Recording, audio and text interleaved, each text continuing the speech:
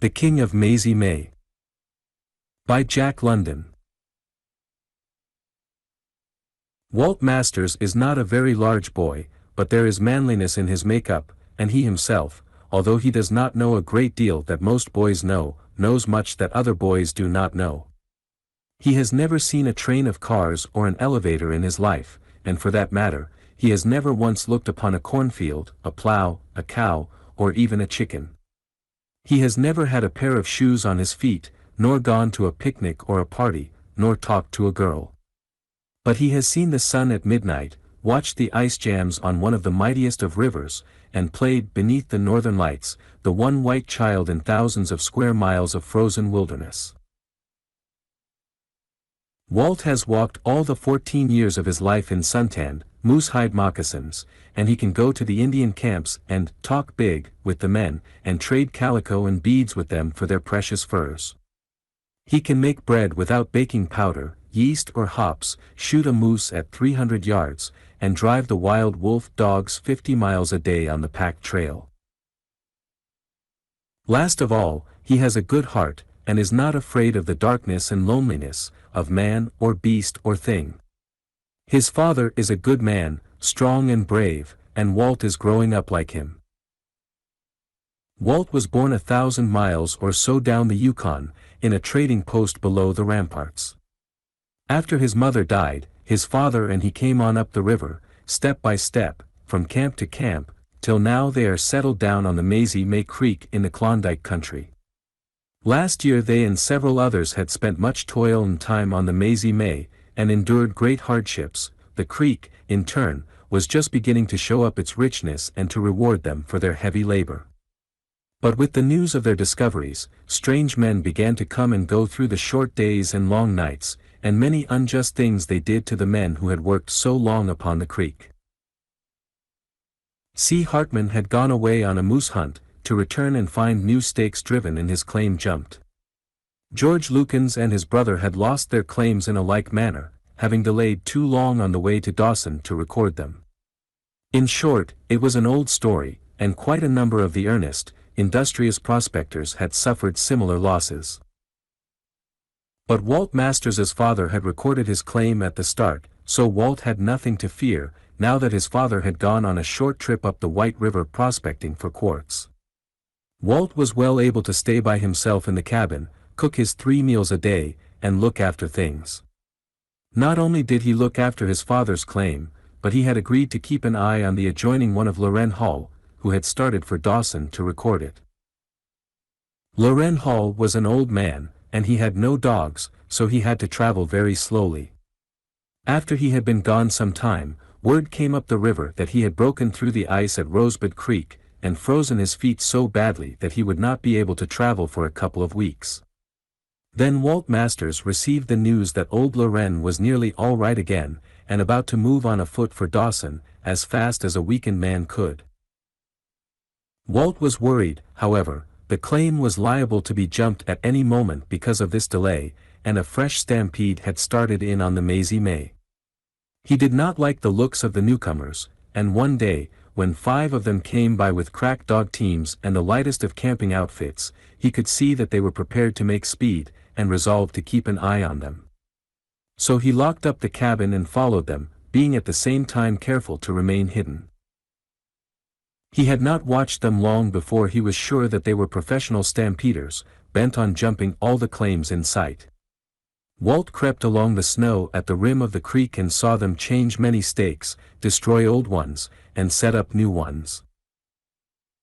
In the afternoon, with Walt always trailing on their heels, they came back down on the creek, unharnessed their dogs, and went into camp within 2 claims of his cabin. When he saw them make preparations to cook, he hurried home to get something to eat himself, and then hurried back. He crept so close that he could hear them talking quite plainly, and by pushing the underbrush aside he could catch occasional glimpses of them. They had finished eating and were smoking around the fire. "The creek is all right, boys," a large, black-bearded man, evidently the leader, said, "and I think the best thing we can do is to pull out tonight. The dogs can follow the trail, besides, it's going to be moonlight. What say you?" "But it's going to be beastly cold," objected one of the party. "It's 40 below zero now." "And, sure, can't ye keep warm by jumpin' on the sleds and runnin' after the dogs?" cried an Irishman. "And who wouldn't? The creek's as rich as a United States mint. Faith, it's an elegant chance to be getting a run for your money. And if ye don't run, it's meb you'll not get the money at all, at all." "That's it," said the leader. "If we can get to Dawson and Record, we're rich men, and there is no telling who's been sneaking along in our tracks, watching us, and perhaps now off to give the alarm. The thing for us to do is to rest the dogs a bit, and then hit the trail as hard as we can. What do you say?" Evidently the men had agreed with their leader, for Walt Masters could hear nothing but the rattle of the tin dishes which were being washed. Peering out cautiously, he could see the leader studying a piece of paper. Walt knew what it was at a glance, a list of all the unrecorded claims on Mazy May. Any man could get these lists by applying to the Gold Commissioner at Dawson. 32, the leader said, lifting his face to the men. 32 isn't recorded, and this is 33. Come on, let's take a look at it. I saw somebody working on it when we came up this morning. 3 of the men went with him, leaving one to remain in camp. Walt crept carefully after them till they came to Loren Hall's shaft. One of the men went down and built a fire on the bottom to thaw out the frozen gravel, while the others built another fire on the dump and melted water in a couple of gold pans. This they poured into a piece of canvas stretched between 2 logs, used by Loren Hall in which to wash his gold. In a short time a couple of buckets of dirt were sent up by the man in the shaft, and Walt could see the others grouped anxiously about their leader as he proceeded to wash it. When this was finished, they stared at the broad streak of black sand and yellow gold grains on the bottom of the pan, and one of them called excitedly for the man who had remained in camp to come. Loren Hall had struck it rich, and his claim was not yet recorded. It was plain that they were going to jump it. Walt lay in the snow, thinking rapidly. He was only a boy, but in the face of the threatened injustice against old lame Loren Hall he felt that he must do something. He waited and watched, with his mind made up, till he saw the men began to square up new stakes. Then he crawled away till out of hearing, and broke into a run for the camp of the stampeders. Walt's father had taken their own dogs with him prospecting, and the boy knew how impossible it was for him to undertake the 70 miles to Dawson without the aid of dogs. Gaining the camp, he picked out, with an experienced eye, the easiest running sled and started to harness up the stampeders' dogs. There were 3 teams of 6 each, and from there he chose 10 of the best. Realizing how necessary it was to have a good head dog, he strove to discover a leader amongst them, but he had little time in which to do it, for he could hear the voices of the returning men. By the time the team was in shape and everything ready, the claim jumpers came into sight in an open place not more than 100 yards from the trail, which ran down the bed of the creek. They cried out to him, but he gave no heed, grabbing up one of their fur sleeping robes, which lay loosely in the snow, and leaping upon the sled. "Mush! Hi! Mush on!" he cried to the animals, snapping the keen-lashed whip among them. The dogs sprang against the yoke straps, and the sled jerked under way so suddenly as to almost throw him off. Then it curved into the creek, poising perilously on one runner. He was almost breathless with suspense, when it finally righted with a bound and sprang ahead again. The creek bank was high and he could not see, although he could hear the cries of the men and knew they were running to cut him off. He did not dare to think what would happen if they caught him. He only clung to the sled, his heart beating wildly, and watched the snow rim of the bank above him. Suddenly, over this snow rim came the flying body of the Irishman, who had leaped straight for the sled in a desperate attempt to capture it, but he was an instant too late. Striking on the very rear of it, he was thrown from his feet, backward, into the snow. Yet, with the quickness of a cat, he had clutched the end of the sled with one hand, turned over, and was dragging behind on his breast, swearing at the boy and threatening all kinds of terrible things if he did not stop the dogs, but Walt cracked him sharply across the knuckles with the butt of the dog whip till he let go. It was 8 miles from Walt's claim to the Yukon, 8 very crooked miles, for the creek wound back and forth like a snake, tying knots in itself, as George Lucan said. And because it was so crooked, the dogs could not get up their best speed, while the sled ground heavily on its side against the curves, now to the right, now to the left. Travelers who had come up and down the Mazy May on foot, with packs on their backs, had declined to go around all the bends, and instead had made short cuts across the narrow necks of creek bottom. 2 of his pursuers had gone back to harness the remaining dogs, but the others took advantage of these short cuts, running on foot, and before he knew it they had almost overtaken him. "Halt!" they cried after him. "Stop, or we'll shoot." But Walt only yelled the harder at the dogs, and dashed round the bend with a couple of revolver bullets singing after him. At the next bend they had drawn up closer still, and the bullet struck uncomfortably near to him, but at this point the Mazy May straightened out and ran for half a mile as the crow flies. Here the dogs stretched out in their long wolf swing, and the stampeders, quickly winded, slowed down and waited for their own sled to come up. Looking over his shoulder, Walt reasoned that they had not given up the chase for good, and that they would soon be after him again. So he wrapped the fur robe about him to shut out the stinging air, and lay flat on the empty sled, encouraging the dogs, as he well knew how. At last, twisting abruptly between 2 river islands, he came upon the mighty Yukon sweeping grandly to the north. He could not see from bank to bank, and in the quick falling twilight it loomed a great white sea of frozen stillness. There was not a sound, save the breathing of the dogs, and the churn of the steel-shod sled. No snow had fallen for several weeks, and the traffic had packed the main river trail till it was hard and glassy as glare ice.